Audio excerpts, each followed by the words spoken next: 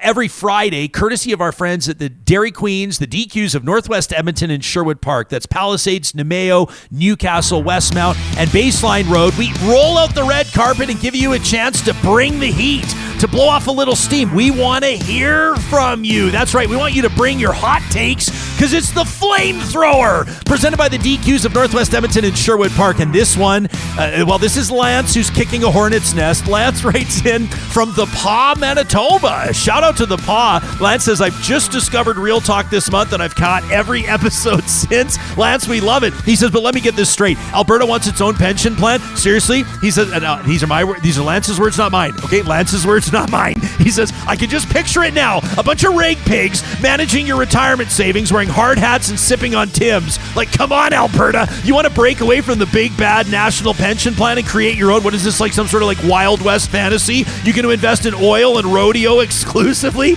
I can already see the promo materials. Invest with us and you'll retire in a cozy log cabin with the view of the Rockies, surrounded by friendly bears who are managing your 401k. But hey, who needs diversification when you can have a pension plan as rugged and independent as Alberta itself? Good luck with that, my fellow Canadians. I'll stick to my national pension plan and leave those Wild West financial adventures to you.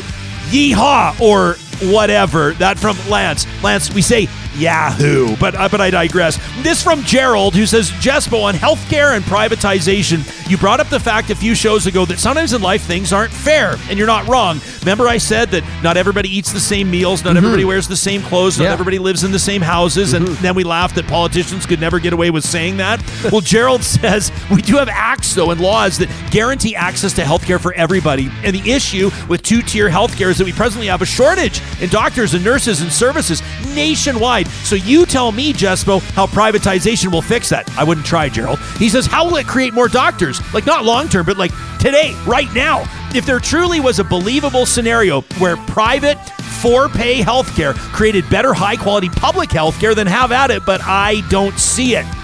What I'd love to hear is people and companies who want to move in a way that give us a commitment to deliver top-tier public health care first, then they can skim off the top. But the system they create first is a benchmark that is not allowed to lag. As for private delivery in the public system, it can work, but there's a lot of examples of it costing a whole lot more. Just look at the private nurses that Ontario uses, all because the province didn't want to bargain. And by the way, one last thing you mentioned, Danielle Smith being less adversarial with doctors. Sure, because the last guy gutted their pay. So now she's playing nice and giving him half of it back? Come on! That from Gerald. What about this one from Kyle, who says, Jess, I'll start by saying you need to start sharing more details why people like me support the Alberta pension plan. Otherwise, it makes it seem like your hate for the APP is leaking into your coverage of it.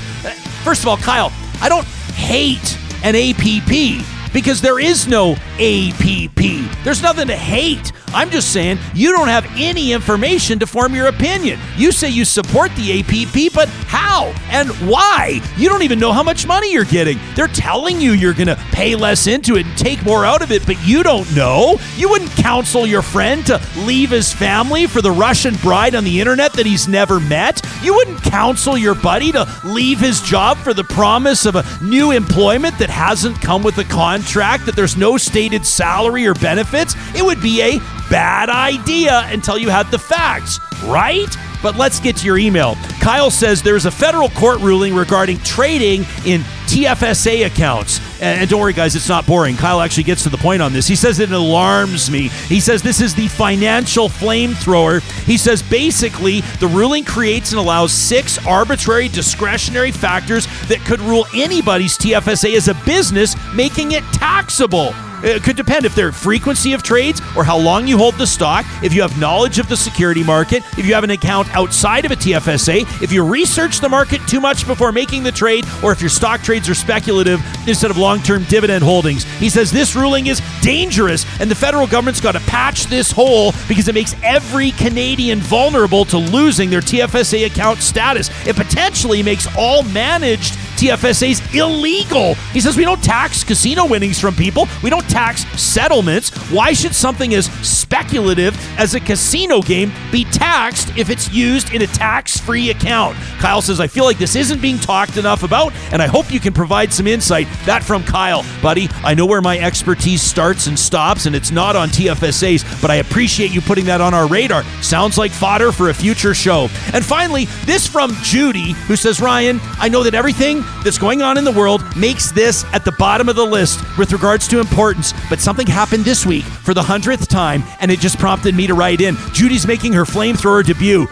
What's up with people who don't wave in traffic? She says, like, are we living in a society devoid of basic human decency? You're driving a giant metal box on wheels, and I have the audacity to acknowledge your existence with a simple wave, and what do I get in return? Nothing. Nada. Zilch. She says it's like some people have completely forgotten the unwritten rule of the road. You know, like if somebody lets you merge or gives you the right of way, maybe acknowledge their existence for a split second. She says, I don't care if you're having a bad day. I don't care if you're in a rush. A wave takes what? Like half a second? It's not going to ruin your life, but apparently for some folks, it's an insurmountable task. So to all you non-wavers out there, says Judy, do us a favor. 1, put down your phone. 2, take your hand off the horn. And 3, maybe just acknowledge the fact that we're all in this traffic mess together. Judy, we love it. Judy sent us an email like the rest of our flamethrowers today to talk@ryanjesperson.com. The Flamethrower is proudly presented by the family-owned DQs of Northwest Edmonton and Sherwood Park.